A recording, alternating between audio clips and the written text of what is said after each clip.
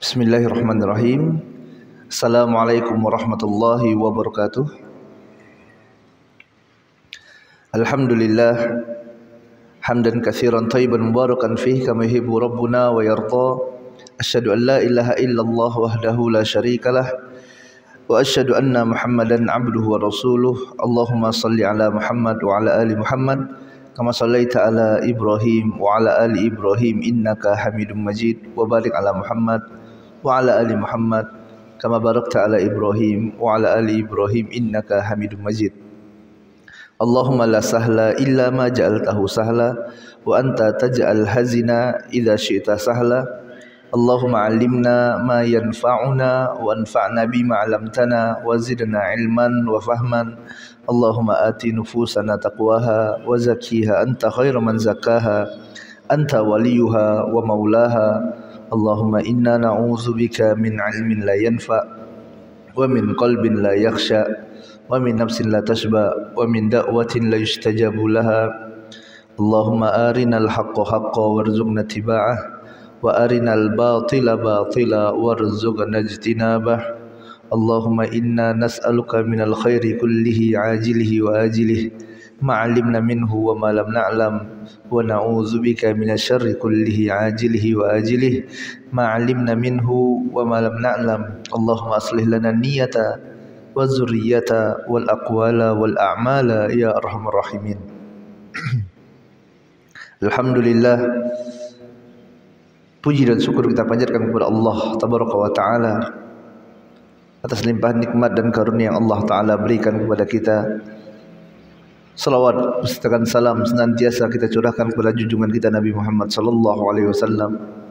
Begitu pula kepada keluarganya, sahabatnya dan kepada umat yang istiqomah mengikuti sunnah beliau hingga hari kiamat.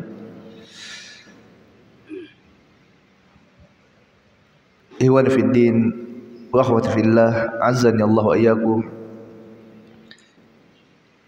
Pada kesempatan yang penuh barokah ini insyaallah kita akan melanjutkan rangkaian daurah kita yang alhamdulillah kita telah membahas dua kitab pada sesi-sesi yang sebelumnya, kitab Usul Sittah dan Qawaidul Arba'. Insyaallah kita akan melanjutkan pembahasan kita dari kitab Nawaqidul Islam. Jamaah dirahmati Allah tabaraka wa taala, hadanallahu wa iyyakum. Semoga Allah taala berikan hidayah bagi anda dan bagi antum semuanya. Nawaqid artinya pembatal-pembatal. Dia merupakan jamak dari kata naqid, pembatal atau perusak. Nawaqid, pembatal-pembatal ataupun perusak, yang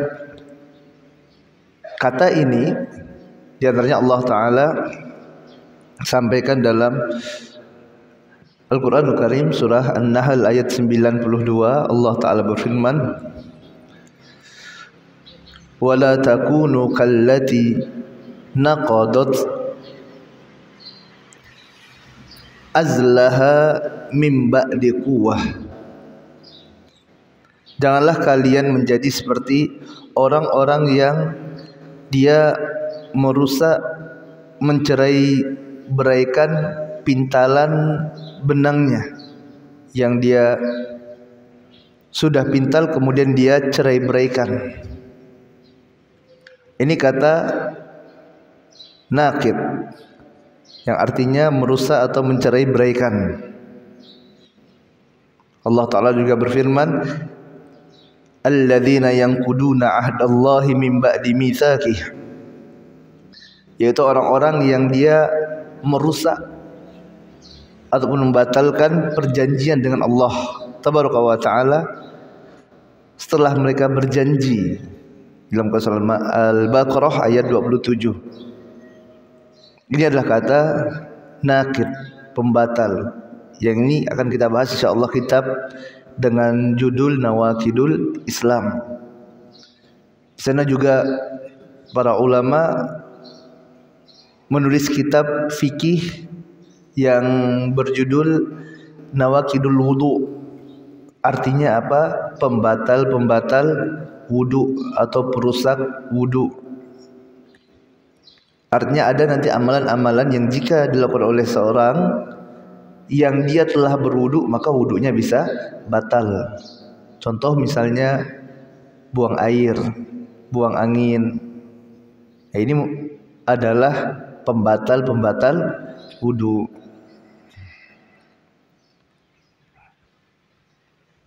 Jamaah yang dirahmati Allah Taala, Islam adalah nikmat terbesar yang Allah Ta'ala berikan. Allah Ta'ala berfirman, وَلَا تَمُتُنَّ إِلَّا وَأَنْتُمْ مُسْلِمُونَ. Jangan sampai kalian meninggal dunia, jangan sampai kalian mati kecuali dalam keadaan Islam. Nikmat yang besar yang nantinya Allah Ta'ala akan bagi manusia menjadi dua golongan di hari kiamat, orang-orang muslim yang mentauhidkan Allah Ta'ala maka masuk ke dalam surga, dan orang-orang kafir yang mereka menyekutukan Allah Ta'ala akan dicampakkan di dalam neraka. Maka tentu kita sangat ingin menjaga nikmat yang sangat agung ini, sangat besar ini, agar kita dapat bertemu dengan Allah Ta'ala, membawa Islam dalam keadaan iman, dan kita mengharapkan Allah Ta'ala ridha dengan kita dan masukkan kita ke dalam surganya. Oleh sebab itu penting bagi kita untuk mengetahui nawaqidul Islam ini. Tujuannya adalah untuk kita waspada, agar kita dapat menjauhi amalan-amalan ini sehingga tidak rusak agama Islam yang merupakan nikmat terbesar yang Allah Ta'ala berikan tadi.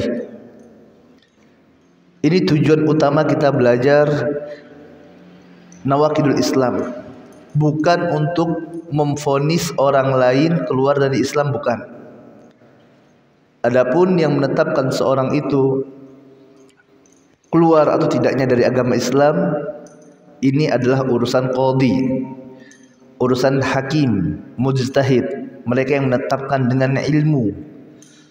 Adapun tujuan kita mempelajari kitab Nawaqidul Islam adalah agar kita dapat mengetahui amalan yang sangat berbahaya yang dapat merusak keislaman, agar ini tidak menimpa diri kita. Sebagaimana sahabat yang mulia Hudzaifah bin Yaman radhiyallahu ta'ala anhu, beliau mengatakan, yas'aluna an-nasa 'anil khair. Manusia bertanya kepada Nabi sallallahu alaihi wasallam tentang kebaikan. Adapun aku as'alu Rasulullah sallallahu alaihi wasallam anisyar, bertanya kepada Nabi sallallahu alaihi wasallam tentang keburukan. Mukhafatun an yudrikani, sebabnya adalah aku takut, khawatir keburukan itu akan menimpaku. Kita khawatir jamaah rahmati Allah Ta'ala, sewaktu kita tidak mengetahui keburukan, maka kita akan terjatuh dalam keburukan tersebut dalam keadaan kita jahil, tidak mengetahuinya. Nawaqidul Islam, pembatal keislaman, ini terdiri dari beberapa hal. Dia bisa berupa ucapan, bisa berupa i'tiqad, keyakinan, atau bisa berupa amalan anggota badan. Contoh misalnya di antara pembatal keislaman yang berupa ucapan adalah apa yang terdapat dalam firman Allah Ta'ala dalam Quran Surah Taubah ayat 74. Allah Ta'ala berfirman, وَلَقَدْ قَالُوا كَلِمَةَ الْكُفْرِ وَكَفَرُوا بَعْدَ إِسْلَامِهِمْ. Dan mereka telah mengatakan, yaitu orang-orang munafik, ucapan-ucapan kufur, dan mereka telah kufur, telah keluar dari Islam setelah mereka Islam. Di sini menunjukkan bahwasanya ada ucapan-ucapan yang dikeluarkan dari mulut seseorang yang ternyata rusak keislaman tersebut dikarenakan ucapan yang dia sampaikan. Kemudian di antara pembatal keislaman ada yang berupa keyakinan. Seperti misalnya seseorang yang meyakini ada ilah yang lain selain Allah Taala, meyakini bahwasanya salat yang 5 tidak wajib walaupun dia salat, tapi dia yakin salat yang 5 ini tidak wajib. Ini keyakinan walaupun dia salat. Dia meyakini puasa bulan Ramadan tidak wajib walaupun dia puasa. Ini dari sisi keyakinan, i'tiqad.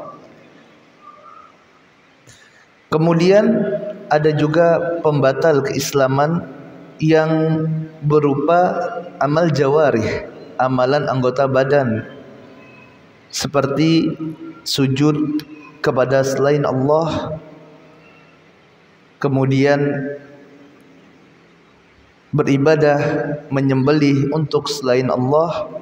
Ini adalah di antara pembatal keislaman yang berupa amalan anggota badan, yang sekali lagi kita ingatkan, kita mempelajarinya adalah untuk dalam rangka mewaspadai agar kita tidak terjatuh di dalamnya. Berkata Imam Ibnu Qayyim rahimahullahu ta'ala terkait dengan bahayanya kebodohan, yaitu seorang yang jahil. Ibnu Qayyim rahimahullah mengatakan kebodohan adalah penyakit yang sangat mematikan dan obatnya ada 2, yaitu nas dari Al-Quranul Karim dan Sunnah, dan dokternya adalah alim rabbani, yaitu para ulama. Maka ini adalah penyakit yang berbahaya, penyakit jahil, yang tentu dengan belajar menuntut ilmu kita mengharapkan rahmat dari Allah Taala sehingga kita dapat sembuh dari penyakit kebodohan tersebut, dan dengannya kita dapat menjaga agama kita dan kita bertemu dengan Allah Taala dalam keadaan mentauhidkan Allah. Jamaah yang dirahmati Allah Taala, terkait dengan nawaqidul Islam, ada 2 kelompok yang menyimpang, yang mereka salah dalam memaknai nawaqidul Islam ini, yang mereka terjatuh dalam kesalahan dalam memahami penyimpangan yang dilakukan seseorang dalam perkara ini. Yang pertama adalah Al-Wa'idiyah, di antaranya adalah sekte Khawarij. Al-Wa'idiyah ataupun Khawarij ini, mereka mengatakan bahwasanya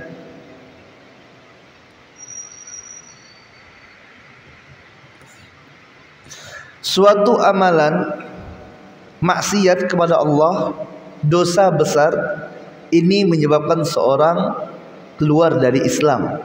Kalau kita melakukan dosa besar, sekte Wa'idiyah di antaranya Khawarij mengatakan ini kufur, keluar dari Islam. Mereka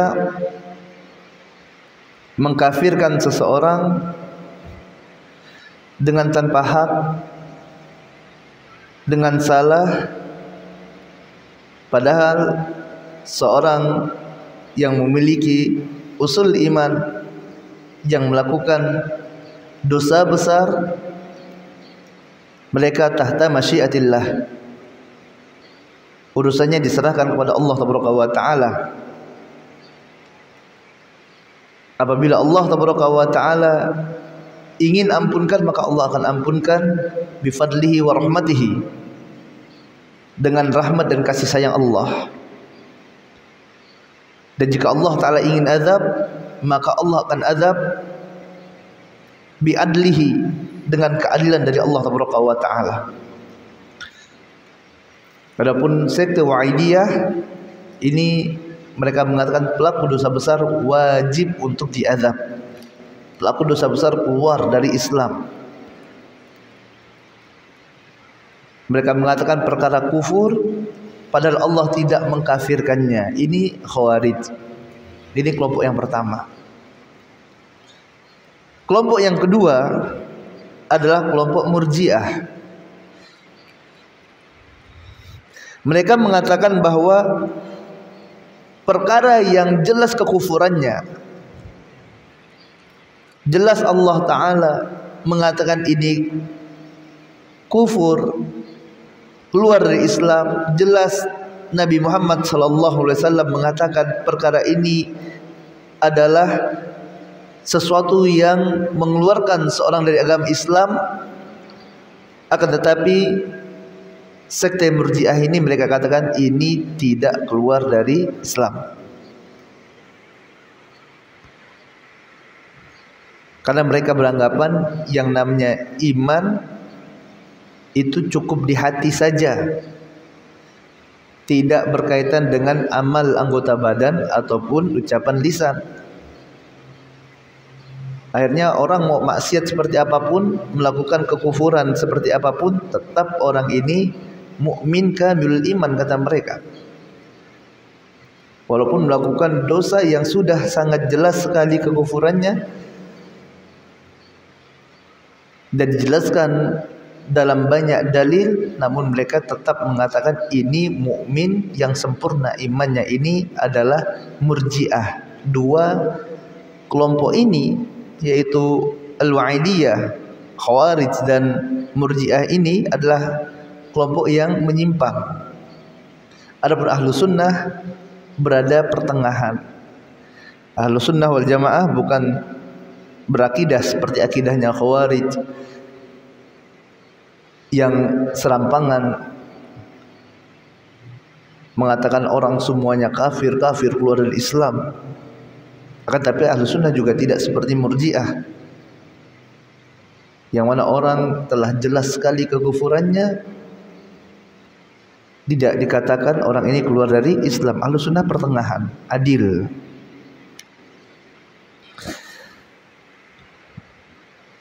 Dan Ahlu Sunnah menetapkan tentang perkara ini dengan banyak syarat-syarat. Ada hal-hal yang penting yang harus diperhatikan, dan tadi menetapkannya adalah tugas daripada mujtahid, para ulama, para qadi, bukan sembarang orang. Karena nanti akan ada beberapa hal yang dijadikan pertimbangan oleh para ulama sebelum memvonis seorang itu keluar atau tidaknya dari agama Islam. Di antaranya adalah yang diperhatikan bagaimana keadaan pelakunya, apakah sudah balik atau belum. Ada mungkin seorang yang dia mengucapkan ucapan kufur yang sudah tidak dilakukan lagi kekufurannya dari ucapan tersebut. Contohnya dia katakan, ada anak-anak yang mengatakan saya adalah Rabbul Alamin, tapi anak kecil yang belum balik. Ini ucapan kufur tidak? Ini ucapan kufur, mengaku dirinya adalah Tuhan. Dia ucapkan hal itu, tapi yang mengucapkan adalah anak kecil yang belum balik. Ya, maka ini tidak mengeluarkan mereka dari agama Islam. Karena Nabi SAW mengatakan, rufi'al qalamu an thalathah. Qalam itu, pena itu diangkat dari 3 golongan. An thalathah, dari 3 golongan. An-naim hatta yastaiqidh, dari orang yang tidur sampai dia bangun.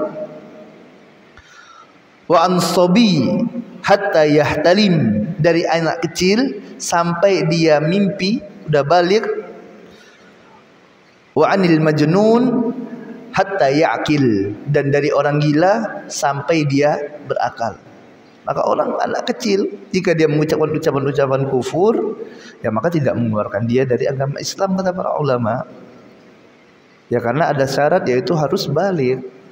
Kemudian juga tidak dalam keadaan terpaksa, sebagaimana apa yang dilakukan oleh Ammar bin Yasir radhiyallahu taala anhu, yang dipaksa oleh orang-orang musyrikin Makkah untuk menghina Nabi SAW.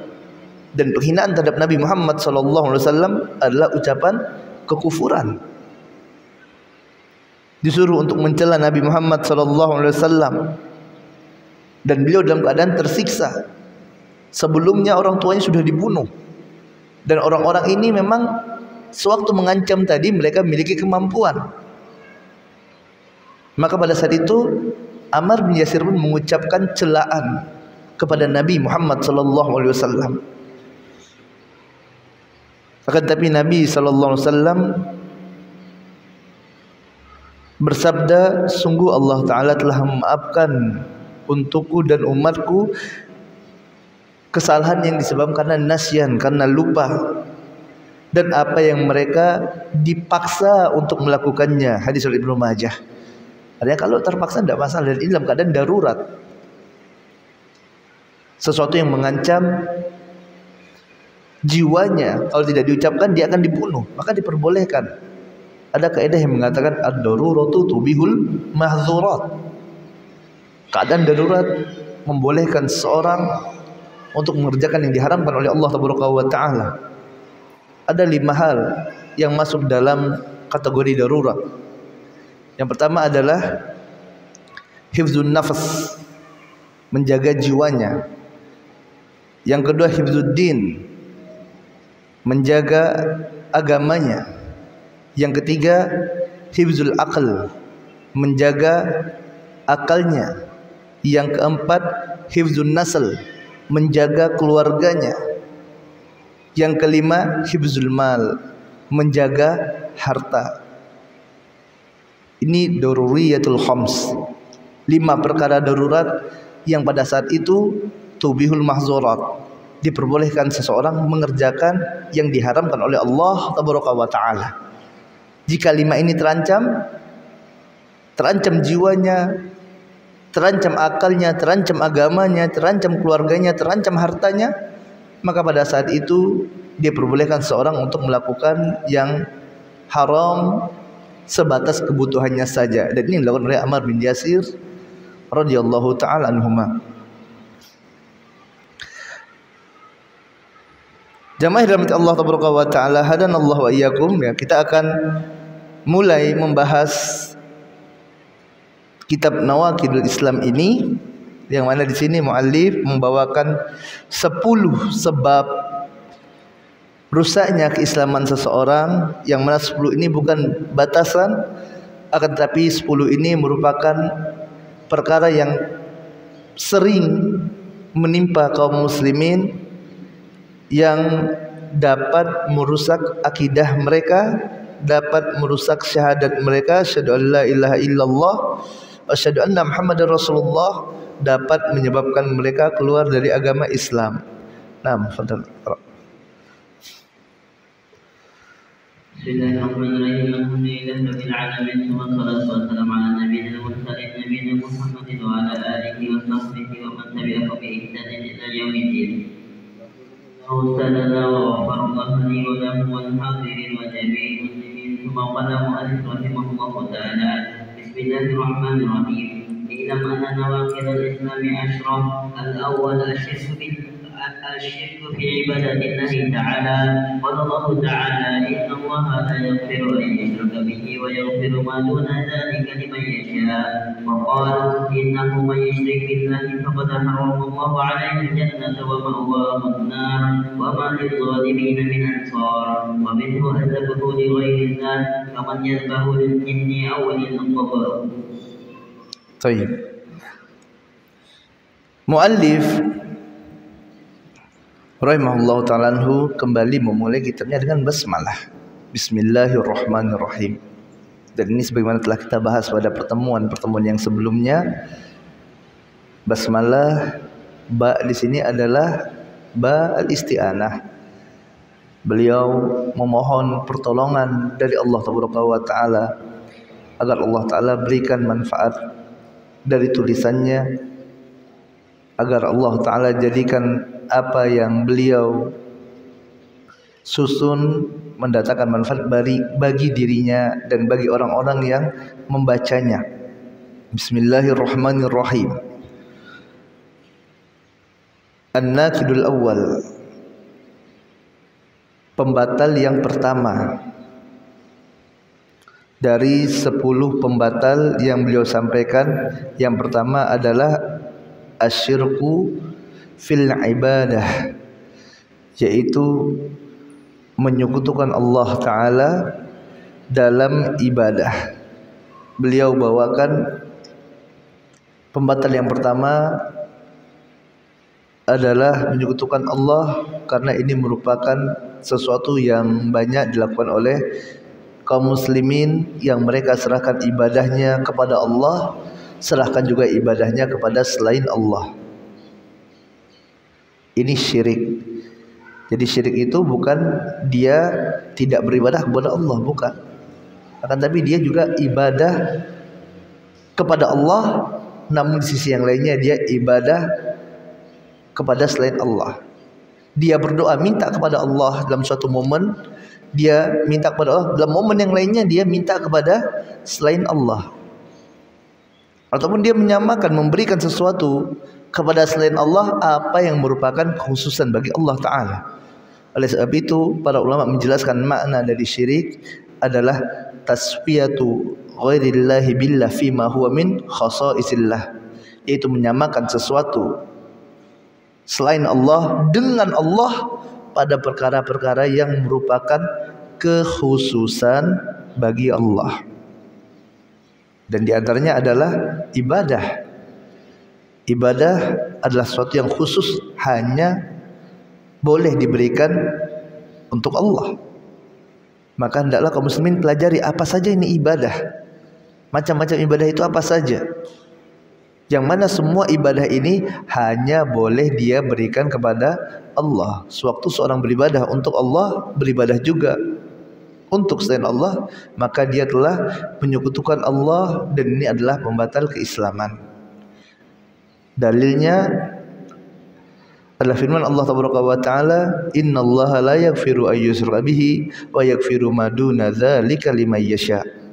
Sungguhnya Allah Ta'ala tidak akan mengampunkan dosa seseorang yang menyekutukan Allah, dan Allah akan mengampunkan dosa selain dari menyekutukan Allah kepada siapa saja yang dia kehendaki. Kemudian juga firman Allah Ta'ala, innahu man yusyrik billah faqad harramallahu alaihi al-jannah wa ma'wahu an-nar wa ma liz-zalimina min ansar.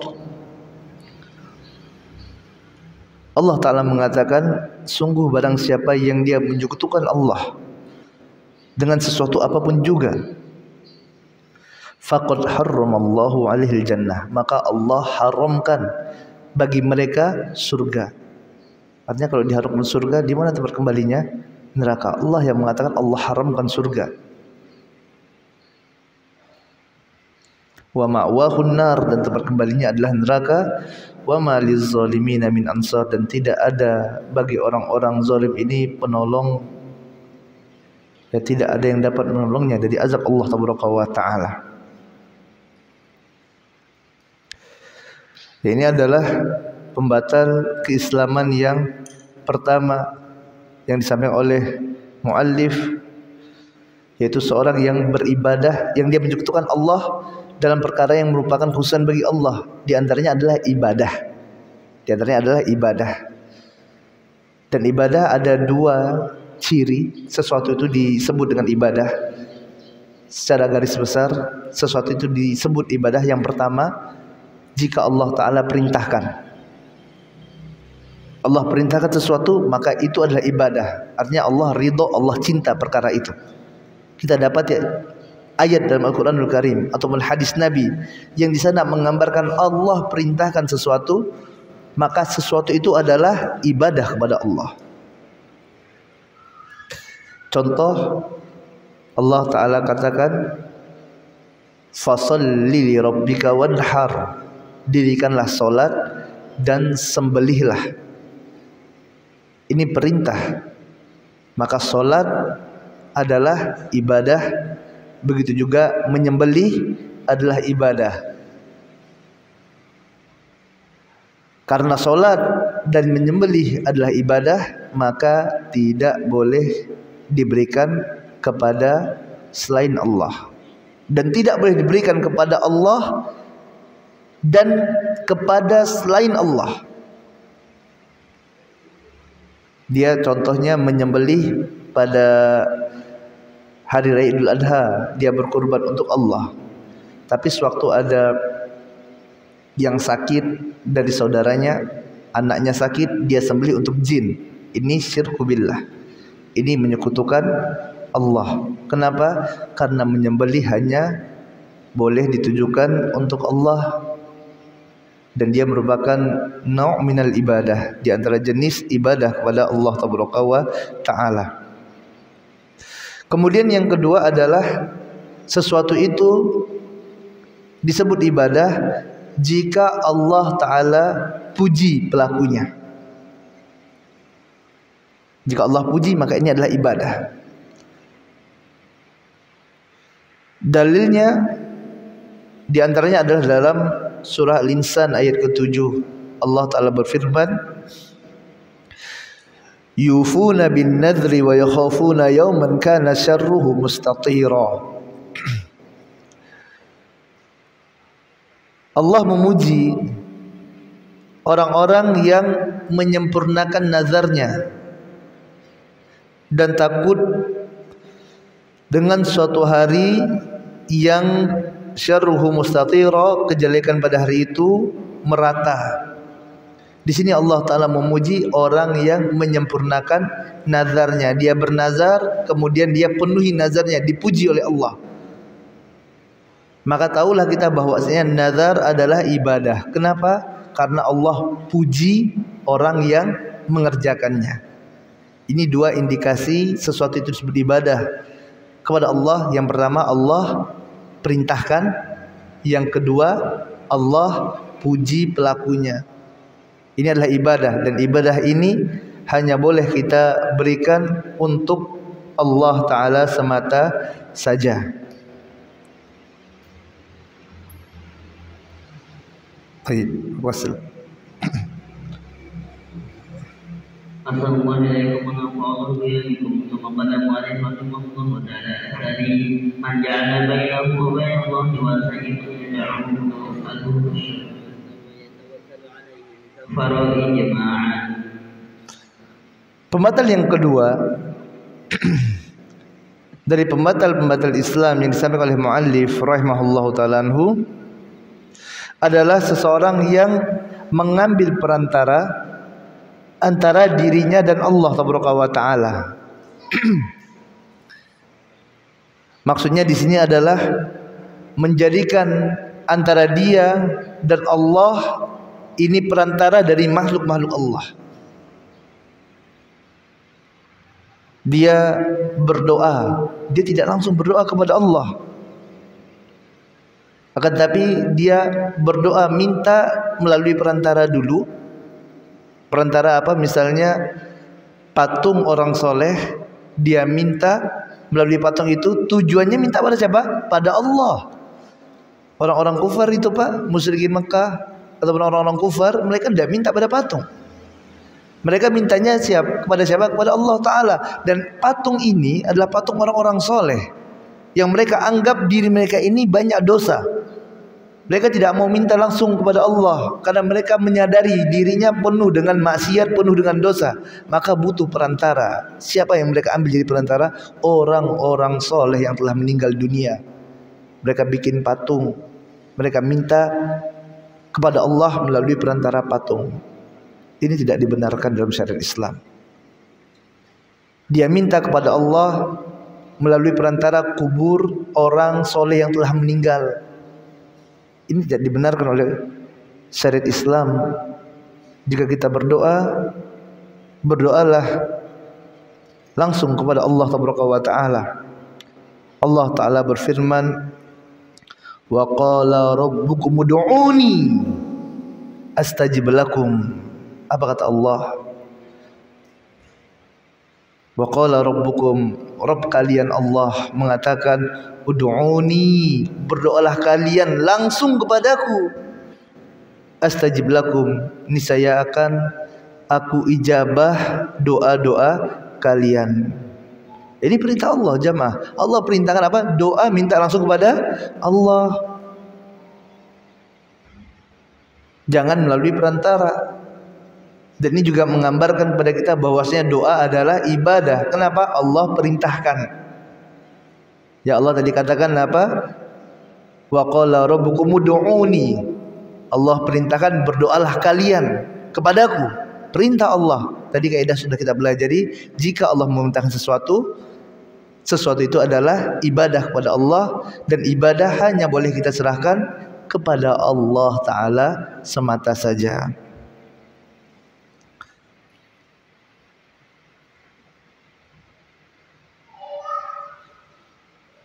Ya, maka doa tidak boleh serahkan kepada selain Allah. Begitu juga dengan tawakal, ini pun hanya boleh diberikan kepada Allah Taala. Makanya Allah Ta'ala berfirman, wa 'alallahi fatawakkalu in kuntum mu'minin. Dan hanya kepada Allah lah kalian bertawakal jika kalian orang-orang yang beriman. Ya, jika kalian beriman, tawakal hanya kepada Allah. Jadi orang-orang musyrik, mereka berdoa mengambil wasilah untuk doanya tadi, perantara makhluk untuk mendekatkan diri mereka kepada Allah. Kemudian mereka pun tawakalnya kepada wasilah ini tadi, bukan tawakalnya kepada Allah. Maka ini adalah perkara yang dapat membatalkan keislaman seperti ini. Tawakal kita hanya kepada Allah Ta'ala. Makanya Allah Ta'ala katakan, wa 'alallahi fatawakkalu in kuntum mu'minin. Jika kalian mukmin, tawakalnya hanya kepada Allah.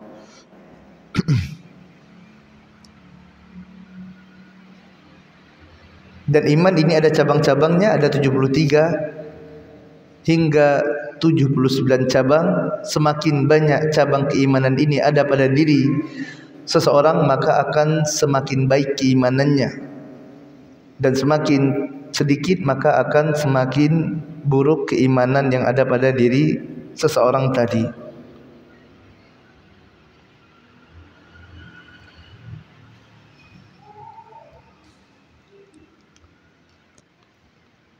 Maka menjadikan wasaid, penengah, sesuatu yang menjadi penengah antara ibadah seorang hamba dan Allah, ini termasuk dari nawaqidul Islam, sesuatu yang dapat merusak keislaman seseorang.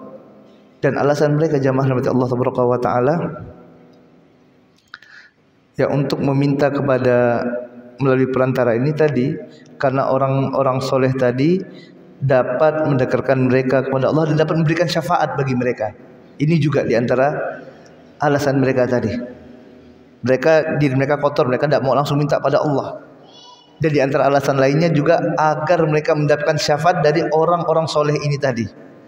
Lata, Uzza yang mereka minta, kubur-kubur orang soleh yang mereka minta padanya. Alasannya apa? Di antaranya adalah agar orang-orang soleh tadi ini memberikan syafaat kepada mereka di sisi Allah. Ya, dan ini adalah keyakinan yang salah, yang keliru. Karena yang namanya syafaat ini hanya milik Allah Taala, dan Allah Taala berikan syafaat ini kepada orang-orang yang berhak untuk menerimanya. ya, bukan orang-orang yang menyekutukan Allah.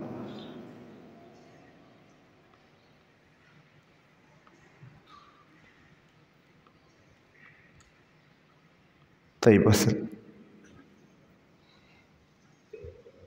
Assalamualaikum warahmatullahi wabarakatuh. ثم قال المؤلف رحمه الله تعالى السادس من لم يكفر المشركين أو شك في كفرهم أو صحح مذهبهم. Taib. Kemudian yang ketiga dari nawaqidul Islam adalah seorang muslim yang dia percaya kepada Allah dan Rasulnya, yang membenarkan kabar yang datang dari Allah dan Rasulnya, sehingga dia disebut seorang mukmin yang beriman, akan tetapi dia tidak mengkafirkan, mengatakan orang yang selain dari agama Islam ini ya adalah seorang yang kafir, sebagaimana ini yang ditetapkan oleh Allah Taala dalam Al-Qur'anul Karim dan dalam hadis-hadis Nabi Muhammad sallallahu alaihi wasallam. Ya, tidak boleh ada satupun kabar yang datang dari Allah Taala yang disampaikan oleh Nabi Muhammad sallallahu alaihi wasallam yang boleh didustakan oleh seorang muslim. Setiap apa yang ada dalam Al-Qur'an adalah hak, adalah benar. Ini akidah kita. Setiap apa yang Nabi Muhammad sallallahu alaihi wasallam sampaikan adalah suatu kebenaran. Dan Allah Taala mengatakan dalam Al-Qur'anul Karim surah Al-Bayyinah ayat yang ke-6, innal ladzina kafaru min ahlil kitabi wal musyrikina fi nari jahannam khalidina fiha ulaika hum syarrul bariyah. Allah Ta'ala katakan sesungguhnya orang-orang yang kafir min ahlil kitab, dari ahlul kitab. Maka ahlul kitab, Allah Ta'ala katakan ahlul kitab baik itu Yahudi atau Nasrani adalah kafir. Siapa yang mengatakan? Allah. Maka wajib bagi orang yang beriman kepada Allah, beriman kepada Al-Quranul Karim, membenarkan berita yang Allah Ta'ala sampaikan ini. Kita katakan orang ahlul kitab baik itu Nasrani ataupun Yahudi kafir. Kenapa? Karena Rabb kita yang mengatakan. Tidak boleh kita katakan, tidak boleh mengatakan orang Nasrani kafir, tidak boleh mengatakan orang Yahudi kafir. Bagaimana? Sewaktu kita tidak mengatakan seperti itu, maka sama saja kita telah ingkar kepada apa? Al-Quranul Karim. Al-Quran katakan orang ahlul kitab Yahudi Nasrani kafir, kita katakan enggak kok. Artinya kita melawan, i'rad, membantah apa yang Allah Ta'ala katakan dalam Al-Quran. Dan ini adalah termasuk pembatal keislaman seseorang. Kalau seorang muslim dia tunduk, istislamul lillah, tunduk kepada Allah Ta'ala, membenarkan seluruh kabar yang disampaikan oleh Allah Ta'ala dan yang disampaikan oleh Nabi Muhammad SAW yang merupakan utusan Allah. Innal ladzina kafaru min ahlil kitabi wal musyrikina fi nari jahannam. Dan kita juga meyakini bahwasanya ahlul kitab baik itu Nasrani ataupun Yahudi fi nari jahannam, tempat kembali mereka adalah neraka jahannam. Kenapa? Allah yang mengatakan. Jangan sampai ragu, ini orang Nasrani masuk neraka enggak ya? Aduh, enggak boleh mengatakan orang Nasrani masuk neraka. Ini berbahaya. Kenapa? Karena konsekuensinya kita telah menyalahi ataupun melanggar, tidak membenarkan apa yang Allah Ta'ala sampaikan dalam Al-Quran. Ya, maka kita sampaikan, karena inilah apa yang disampaikan oleh Rabb kita Allah. Dan kita yakin bahwasanya Al-Quran ini benar-benar kalamullah, Allah yang menyampaikannya.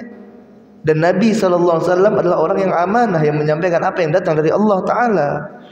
Ya, maka wajib bagi seorang yang muslim ya untuk membenarkan kabar dari Allah dan Rasulnya tersebut. Yang mana orang-orang ahlul kitab Yahudi ataupun dan Nasrani tadi, ya mereka adalah orang-orang kufar dan tempat kembali mereka adalah naru jahannam, neraka jahannam. Sebanyak apapun amal soleh yang mereka lakukan, sebaik apapun orangnya, semulia apapun akhlaknya, Mungkin ada orang Nasrani, orang Yahudi yang dia memiliki akhlak yang baik, dia suka membantu, dia berbakti kepada kedua orang tuanya, dia suka berbuat baik kepada tetangganya.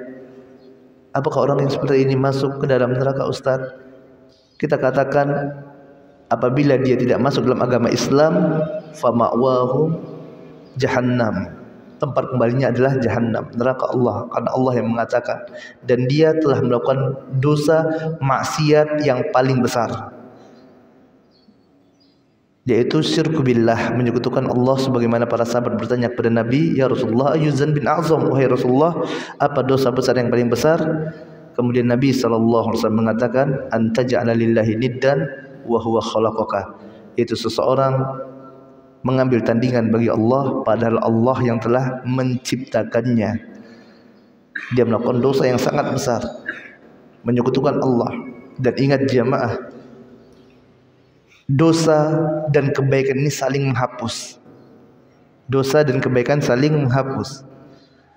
Allah Ta'ala katakan, innal hasanat yuzhibnas sayyi'at, sesungguhnya perbuatan baik akan menghapuskan perbuatan buruk. Amal soleh menghapuskan maksiat kepada Allah. Semakin besar amal soleh, semakin banyak dosa dan maksiat yang telah dilakukan oleh seorang dihapuskan. Sebaliknya, semakin besar maksiat, semakin banyak amal soleh yang akan dihapuskan. Contoh misalnya, seorang yang melakukan amal soleh terbaik. Apa amal soleh yang terbaik? Tauhid kepada Allah. Dalam hadis qudsi,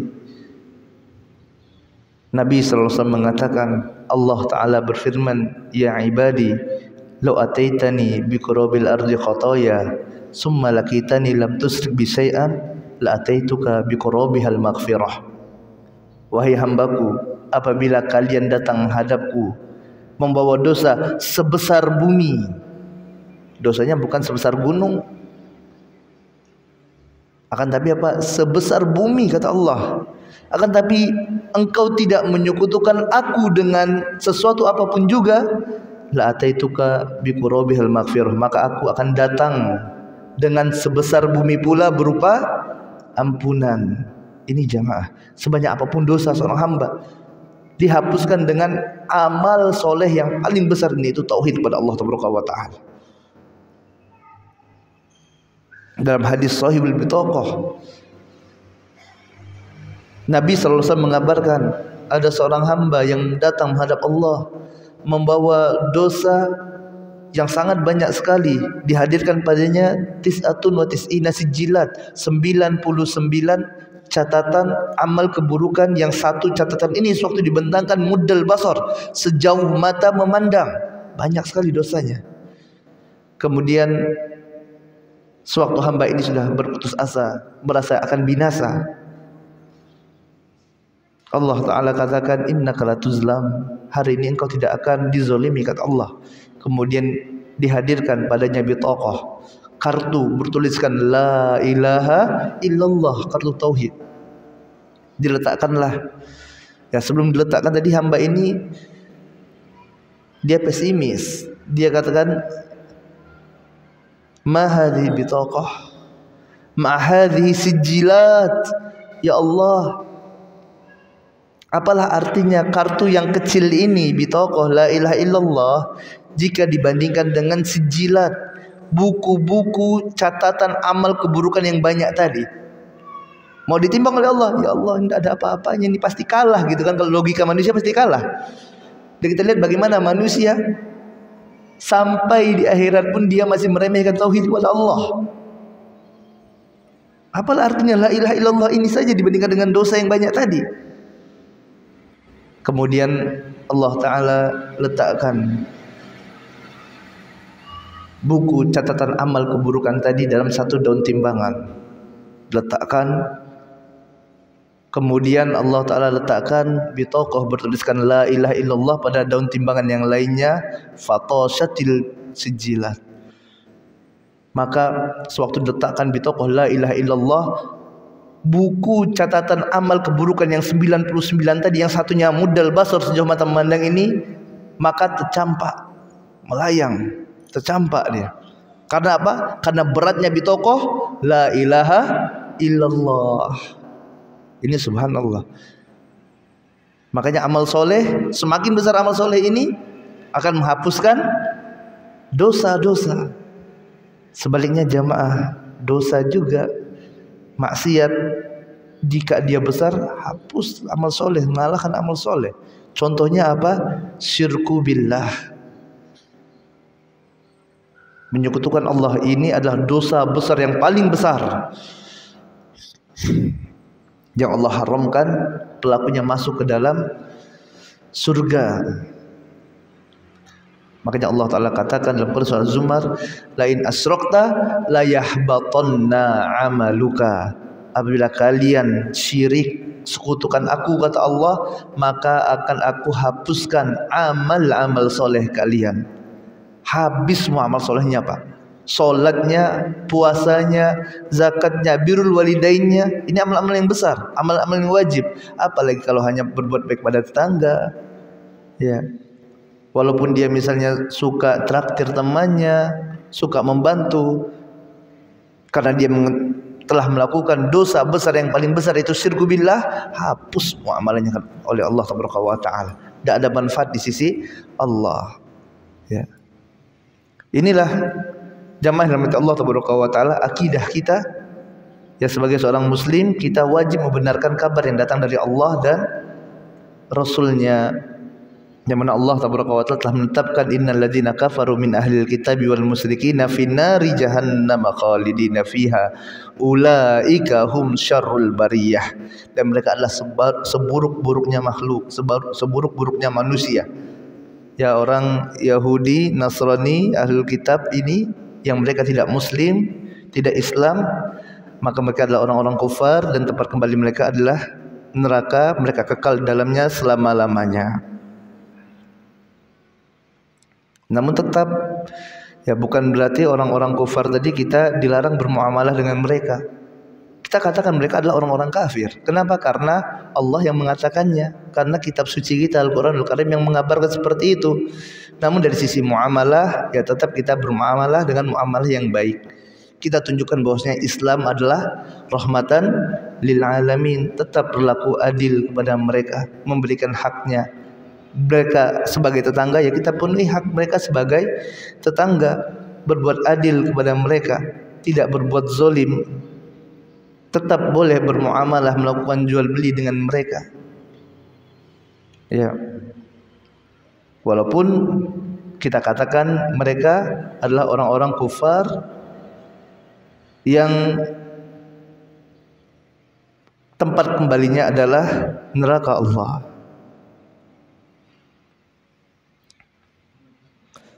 Naam. Assalamualaikum warahmatullahi wabarakatuh.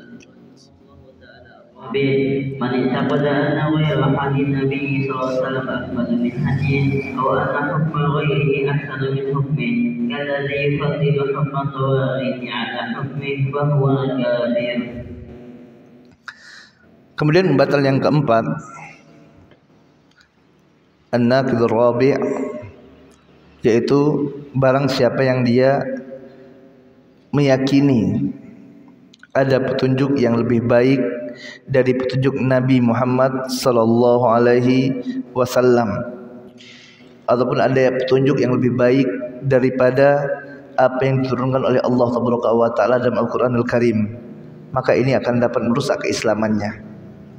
Seorang muslim, mereka meyakini bahwasanya sebaik-baik petunjuk adalah petunjuk Nabi sallallahu alaihi wasallam. Wa khairul hadi hadi Muhammadin sallallahu alaihi wasallam. Sebaik-baiknya petunjuk adalah petunjuk yang datang dari Nabi sallallahu alaihi wasallam. Maka ini adalah keyakinan seorang yang mereka telah bersyahadat asyhadu an la ilaha illallah wa asyhadu anna Muhammadar Rasulullah, dan dia juga meyakini bahwasanya petunjuk ini petunjuk yang datang dari Nabi Muhammad sallallahu alaihi wasallam. Ini adalah kebaikan untuk manusia, sesuatu yang akan senantiasa menjadi kebaikan hingga akhir zaman. Kaum muslimin meyakini petunjuk Nabi ini bukan hanya berlaku untuk orang-orang yang hidup pada masa Nabi Muhammad SAW saja.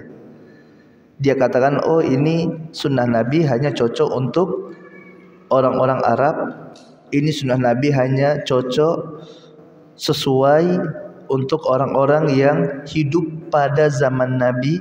Adapun pada zaman sekarang sudah tidak relevan lagi, sudah tidak cocok lagi, tidak bisa dibawa syariat Nabi Muhammad SAW ini ke Indonesia, tidak bisa dibawa ke Eropa, ke Amerika, ke Cina. Ini hanya bisa untuk orang Arab saja. Ya, ini adalah sesuatu yang dapat merusak keislaman seseorang. Kaum muslimin seyakin-yakinnya bahwasanya Nabi Muhammad SAW adalah Nabi yang Allah Ta'ala utus, yang membawakan syariat dari Allah Ta'ala, dan syariat ini berlaku untuk semuanya, baik dia Arab ataupun Ajam selain Arab, relevan untuk seluruh zaman. Pada masa hidupnya Nabi SAW hingga hari ini, bahkan hingga nanti hari kiamat.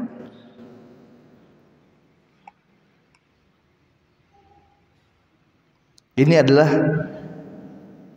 keyakinan dari seorang muslim, dan ini adalah syariat yang paling sempurna, yang paling baik.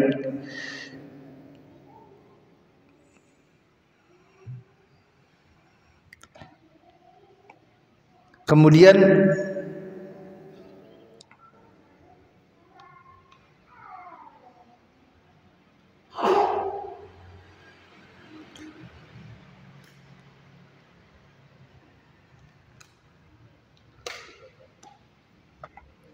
seseorang yang meyakini ada petunjuk yang lebih baik dari petunjuk Nabi SAW, maka inilah yang dapat merusak keislamannya.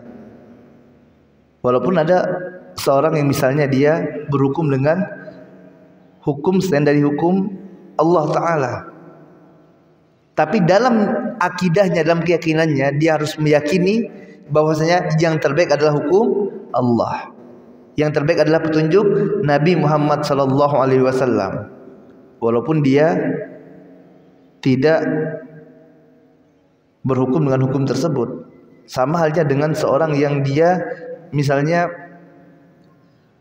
tidak mengerjakan puasa, dia tidak puasa Ramadan, puasa yang wajib, tapi dia yakin puasa itu wajib, maka dia tetap seorang muslim yang melakukan dosa besar.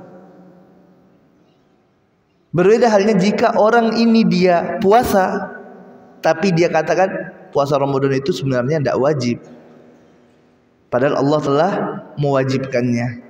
Ini yang dapat mengeluarkan seseorang dari agama Islam.